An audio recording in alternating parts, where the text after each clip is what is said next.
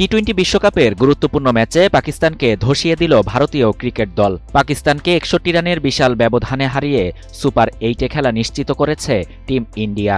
ভারতের বিপক্ষে record ১৭৬ run তাড়া করতে নেমে ইনিংসের শুরু থেকেই চরম ব্যাটিং বিপর্যয়ে পড়ে যায় পাকিস্তান। নিয়মিত বিরতিতে উইকেট পতনের কারণে ১৮ ওভারে ১১৪ রানে অল আউট হয় পাকিস্তান। দলের হয়ে ৩৪ বলে ৬টি ৪ আর ১ ছক্কায় সর্বোচ্চ ৪৪ রান করেন উসমান খান। এছাড়া ২৩ রান করেন পেস বলার শাহিন শাহ আফ্রিদি। প্রথম সারির ৪ ব্যাটসম্যান সহ মোট ৭ জন ব্যাটসম্যান ২ অঙ্কের ফিগার রান করতে পারেননি, যে কারণে হার এড়াতে পারেনি পাকিস্তান।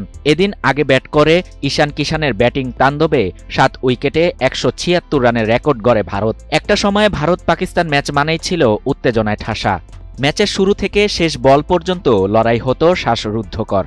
এমনকি শেষ ওভারের আগে হলফ করে বলা যেত না কারা জয়ী হচ্ছে। কিন্তু সেই দিনগুলো এখন শুধুই অতীত আর স্মৃতিময়। সাম্প্রতিক বছরগুলোতে চিরপ্রতিদ্বন্দ্বী ভারতের বিপক্ষে প্রতিরোধ গড়ে তুলতে পারছে না পাকিস্তান। ম্যাচ শুরুর আগেই হেরে যায় পাকিস্তানের ক্রিকেটাররা।